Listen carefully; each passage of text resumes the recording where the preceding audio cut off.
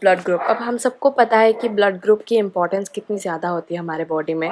हमने मूवीज़ में बहुत बार देखा है कि अगर कहीं मर्डर हो गया या किसी ने किसी का खून कर दिया या किसी ने किसी को मार दिया, एक्सीडेंट हो गया, तो अगर उस पर्सन का फेस या उस पर्सन का बॉडी पूरा बिखर गया होगा या बहुत बुरी हालत होगी, तो सबसे पहला अब अगर हमको अब हम सबको पता है कि हमारे फैमिली में से हमारा ब्लड ग्रुप किसी के साथ सेम होता है।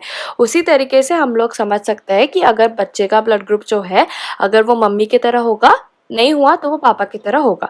तो इस आइडेंटिफिकेशन के लिए भी ब्लड ग्रुप बहुत इंपॉर्टेंट है। Second is blood transfusion. जो मैंने बोला कि अगर किसी का बहुत बड़ा सा कुछ एक्सीडेंट हो गया है, उनको ब्लड की ज़रूरत है इमीडिएटली, तो हम लोग ब्लड ग्रुप टेस्ट करके उनको इमीडिएटली ब्लड दे सकते हैं ताकि वो ज़िंदा रहे और बच जाए। Next is RH factor. RH factor or RH blood group. Landsteiner and Wiener discovered this protein in blood of rhesus monkey and named it RH antigen और RH factor. अब ये दो साइंटिस्ट ने इस चीज़ को rhesus monkey में find out किया था फर्स्टली, और इसलिए इस पूरे फैक्टर या ब्लड ग्रुप को बोला जाता है RH फैक्टर। ठीक है, people having this antigen with genotype. Okay, अब हम सब ने देखा है कि अगर एक डोमिनेंट जीनोटाइप रहा तो रेसेसिव जीनोटाइप ढक जाता है, राइट। तो अगर किसी पर्सन में RH फैक्टर रहा, या तो double capital R, that is RH factor कैसे दिखाया जाता है, that is capital RR and capital R और स्मॉल r, अगर ये जीनोटाइप रहा तो उनको बोला जाता है RH positive, that is capital R का प्रेजेंस। एंड ऑफ कोर्स आप सबको बाकी का पता है कि अगर उनमें रिसेसिव काइंड का जीनोटाइप रहा तो उनको बोला जाता है RF नेगेटिव। अब देखो उधर फर्स्ट पैराग्राफ के सेकंड लाइन पे दिया हुआ है कि अगर किसी का जीनोटाइप स्मॉल r या रहा तो क्या होता है, वो रिसेसिव ट्रेट हो जाता है और उनको बोला जाता है RH नेगेटिव, मतलब उनमें antigen. Next is a disease which is erythroblastosis fetalis. अब ये एक एबनॉर्मेलिटी है। RH फैक्टर किसी ह्यूमन बीइंग में रहना is not a normal condition, ये एक एबनॉर्मेलिटी है, इसमें कुछ डिजीजेस होते हैं। अब RH फैक्टर कैसे होता है कि ये हमेशा बर्थ से रिलेटेड है या बाद में मिलती नहीं है, हमेशा बर्थ से आती है। ये कंडीशन सिर्फ तभी अराइज होती है अगर फादर अफेक्टेड हुए, RH पॉजिटिव अगर फादर है और मदर अगर RH नेगेटिव है, तो इसी वजह से बच्चे को RH पॉजिटिव आ जाता है। ठीक है, अब ये एक अबनॉर्मेलिटी है तो ऑफ कोर्स एक प्रॉब्लम तो होगी।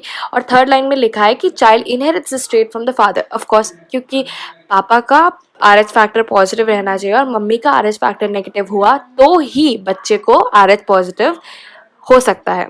अब इस एबनॉर्मेलिटी में क्या क्या होता है, ये जो भी एबनॉर्मेलिटी है वो मर सकता है, ठीक है, और या तो बहुत सीवियर एनीमिया या जॉन्डिस एक्वायर कर, मतलब बेसिकली बहुत फेटल होता है ये चीज़, डेथ हो जाती है, बहुत सीरियस कंडीशन में बच्चे आ जाते हैं इस डिजीज़ के वजह से। अब अगर फर्स्ट बच्चे के डेथ होने के बाद मम्मा को पता चला कि उनके बच्चे का RH पॉजिटिव है, तो ऑफ कोर्स मम्मी को तो पहले पता नहीं चलेगा कि उनका बच्चा RH पॉजिटिव आने वाला है, क्योंकि मम्मी खुद RH नेगेटिव रहती है, राइट। अब अगर बाद में बर्थ होने के बाद उनका बच्चा मर गया या बहुत सीवियर जॉन्डिस एनीमिया हुआ, तो डॉक्टर टेस्ट करके ये पता करता है कि वो RH पॉजिटिव है। अब ये चीज़ को हम लोग as father remains the same, so this thing can be avoided अगर RH पॉजिटिव का जो फैक्टर है उसको हम लोग निकाल सकते हैं। anti-RH एंटीबॉडी अगर मम्मी को दे दे फर्स्ट डिलीवरी के बाद ही, मतलब जब बच्चा जो सीरियस निकलता है या मर जाता है उसी डिलीवरी के टाइम ही अगर उनकी मम्मी के पास anti-RH एंटीबॉडी अगर दे दे, तो फिर ये डिजीज़ बाद की जनरेशन को स्टॉप हो सकता है, मतलब बाद में और फादर से इनहेरिट नहीं होने के चांसेस कम हो जाते हैं। इसलिए ये एंटीबॉडी दिया जाता है क्योंकि एंटीबॉडी रोक देता है इस चीज़ को। Next is coagulation of blood. अब हम सब ने देखा है कि जब हम लोग गिर जाते हैं या कहीं लग जाती है, चोट आ जाती है, तो हमें ब्लड आता है। कुछ टाइम के लिए ब्लड कंटिन्यूसली फ्लो होता है, लेकिन एक टाइम के बाद ब्लड क्या हो जाता है, खिंच जाता है या जेली टाइप बन जाता है, डार्क कलर का हो जाता है और जेली बन जाता है। तो हम लोग क्या बोलते हैं इस चीज़ को कि ब्लड कोएगुलेट कर गया है। अब कोएगुलेशन का मतलब क्या है कि हमारे बॉडी में जो प्लेटलेट्स है वो प्लेटलेट्स एक साथ एक नेट टाइप का स्ट्रक्चर बना देते हैं। फॉर एग्जाम्पल आप नीचे गिर गए, आपके पैर पे लग गया तो एक जगह ओपनिंग हो गया, राइट, आपके स्किन में, तो उस स्किन को प्लेटलेट्स एक नेट टाइप का स्ट्रक्चर बना के कवर कर देता है ताकि और ब्लड फ्लो ना हो। इसलिए हम लोग देख सकते हैं कुछ देर बाद एक वाइट वाइट कलर की जेली टाइप की सब्सटेंस हमारे पैर के ऊपर बन जाती है और हमारा ब्लड स्टॉप हो जाता है। ऑल्सो जब भी हम लोग मानो थोड़ा 2-3 ड्रॉप ब्लड नीचे गिर गया तो हम लोग देख सकते हैं कि वो सॉलिडिफाई हो जाता है और डार्क कलर का हो जाता है। क्यों? क्योंकि वो कोएगुलेट हो जाता है। अब कोएगुलेट को बोलते हैं उस डार्क सब्सटेंस या डार्क या सूखा हुआ ब्लड को हम लोग बोलते हैं ब्लड क्लॉट। ठीक है। अब blood clotting is a process to stop loss of blood. Of course blood loss कम हो जाता है, ब्लीडिंग बंद हो जाती है। अब ये जो बॉडी के अंदर जो लीकेज होता है ब्लड वेसल से, ऑफ कोर्स ब्लड कहीं से तो आ रहा रहेगा, कोई तो ब्लड वेसल तो फटा होगा। अब उस लीकेज को जो सील करता है प्लेटलेट, उस चीज़ को बोलते हैं थ्रोम्बोस प्लग। वो जो बंद कर रहा है ब्लड फ्लो को, प्लग मतलब पता है ना कि हम लोग जब प्लग लगाते हैं तो क्या होता है, वो 2 होल जो रहते हैं मतलब स्विच पॉइंट में, वो सबको बंद करते हैं और उस चीज़ को बोला जाता है थ्रोम्बोस प्लग। प्लग मतलब वो शट डोर कर देता है उन होल्स को ताकि और ब्लड फ्लो ना हो। अब वी कैन नॉट से कि ब्लड क्लॉटिंग एवरी टाइम बहुत ज़्यादा यूज़फुल होता है या बहुत इंपॉर्टेंट होता है बॉडी के लिए। ब्लड क्लॉट कभी कभी बहुत डेंजरस डिजीज़ में भी मतलब फॉर्म कर सकता है। अगर ब्लड क्लॉट कोई भी रैंडम से ऑर्गन के ब्लड वेसल में बन जाए तो क्या होगा कि उस ऑर्गन से ब्लड फ्लो नहीं जाएगा। अब ब्लड फ्लो रुकते रुकते रुकते रुकते रुकते रुकते एक बड़ा सा क्लॉट बन जाता है। वो चीज़ बहुत बाद में हार्मफुल हो सकती है और बहुत डेंजर है। तो उस फॉर्मेशन या उस ब्लॉकेज को हम लोग बोलते हैं थ्रोम्बोसिस। ठीक है। अब उधर देखो एग्जाम्पल में फर्स्ट में लिखा है सेरेब्रल थ्रोम्बोसिस। सेरेब्रल हम सबको पता है किस चीज़ से रिलेटेड होगा, ब्रेन से। मतलब क्या है, ब्रेन के अंदर के ब्लड वेसल में अगर कोई क्लॉट हुआ तो उसको बोलते हैं सेरेब्रल थ्रोम्बोसिस। बहुत डेंजरस होता है, ब्रेन में इंफॉर्मेशन जाना बंद कर जाती है, लोगों की मेमोरी इफेक्ट कर जाती है एंड बाद में जाके एक दिन वो फट जाता है and that's what is called as cerebral attack. अगर ब्रेन में ब्लड क्लॉट फट गया तो that is called as cerebral attack and इस चीज़ के वजह से लोगों की जान भी जा सकती है and also they can go to the coma. Next is cardiac thrombosis, मतलब इन द हार्ट। ऑब्वियसली हम सबको पता है कि हार्ट अटैक किसको बोलते हैं। अब हार्ट अटैक क्यों होता है कि हमारे हार्ट के अंदर अगर कोई क्लॉट फाइंड हुआ और वो क्लॉट ब्लड फ्लो को रोके और ब्लड जमा होते होते होते होते होते एक टाइम पे वो क्लॉट फट जाता है and उस चीज़ को बोला जाता है कार्डियक अरेस्ट बोल सकते हैं या तो cardiac thrombosis according to the terminology. ठीक है। या तो पल्मोनरी। अब पल्मोनरी हमको क्या पता है कि लंग्स में बहुत सारे ब्लड वेसल्स हैं एंड वी ऑल नो कि हमें लंग्स में ब्लड वेसल्स होना बहुत इंपॉर्टेंट है क्योंकि रेस्पिरेशन, ऑर्गन्स की भी रेस्पिरेशन की ज़रूरत है। और अगर उधर ब्लड क्लॉट बन गया तो of course it's gonna be a very big problem और इसलिए लोगों को रेस्पिरेटरी का इशू हो सकता है या तो बहुत सारी प्रॉब्लम्स इस चीज़ की वजह से अराइज हो सकता है।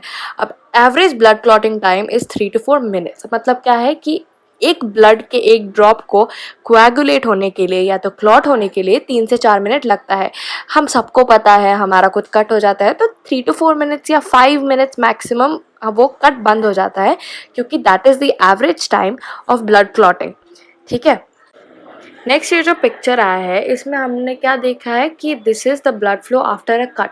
जब कट हो जाता है तब देखो सरफेस से सारे ब्लड सेल्स जो है एज वी नो, जैसे ब्लड हमारा कोई कट हो गया तो ब्लड सेल बाहर आ जाता है एंड दैट्स वी नो कि हमारा ब्लड फ्लो हो रहा है बाहर एंड उस चीज़ को स्टॉप करने के लिए हमें कोएगुलेशन की ज़रूरत पड़ती है। अब कट क्यों ब्लड सेल्स बाहर आने लगता है, क्योंकि एक ब्लड वेसल कट हो जाता है जब हम लोग गिर जाते हैं। बिकॉज लिसन, हमारे बॉडी में इतने सारे ब्लड वेसल्स एक साथ क्रम्बल्ड है और एक साथ में सब कुछ एक साथ है, इसलिए वी डोंट नो कि कौन सा ब्लड वेसल एक्चुअली क्रैक हुआ है, लेकिन होता है। नेक्स्ट में है कुछ टाइम बाद हम देख सकते हैं कि येलो टाइप के कुछ सब्सटेंसेस साथ में कोएगुलेट होने लग रहे हैं। दैट इज़ द प्लेटलेट्स साथ में काम लग गए कि अच्छा चलो अभी कट हो गया है, now we have to work together. अब हम लोग साथ में काम करके हमारा फर्स्ट काम है हमारे कट को बंद करना ताकि हमारे ब्लड वेसल्स फिर से ब्लॉक होने लगे। दैट इज़ थ्रोम्बोसिस प्लग बन गया, थ्रोम्बोस प्लग बन गया फिर से, और उस चीज़ के वजह से हमारा ब्लड फ्लो ताकि हम लोग बंद कर सकते हैं इसके वजह से देखो कोएगुलेशन स्टार्ट हो चुकी है, ठीक है। अब कोएगुलेट होते एक मैश टाइप का स्ट्रक्चर ऊपर बन जाएगा और मैश टाइप का स्ट्रक्चर क्या करेगा कि हमारा सारा ब्लड फ्लो बंद कर देगा। तो हम लोग इधर देख सकते हैं कि एक बड़ा सा मैश टाइप का स्ट्रक्चर बना, दैट इज क्या, ब्लड कोएगुलेट हो गया। तो अब ब्लड कोएगुलेट हो गया तो क्या हो गया, ये पूरा चीज ब्लड वेसल ब्लॉक हो गया। अब now due to this blockage we have a mesh like structure, एक मैश टाइप का स्ट्रक्चर बन गया और ब्लड फ्लो बंद हो गया, ठीक है। अब ब्लड फ्लो बंद हो गया तो फिर हमारा ब्लड लॉस भी नहीं होगा। तो this is the useful way in which coagulation works. अब सेम चीज अगर किसी ऑर्गन के ब्लड वेसल में हुआ तो फिर इट इज कंसर्निंग, मतलब बहुत चिंता वाली बात है और इसके वजह से बहुत सारी हेल्थ इश्यूज भी हो सकती है। तो ये है coagulation of blood. This is how, जब हमें कोई कट हो जाए या कुछ हो जाए तो हमारा ब्लड कैसे फ्लो बंद होता है, इस चीज़ का पूरा process is coagulation of blood, जो हमने पिछले स्लाइड्स में पढ़ लिया और देख लिया।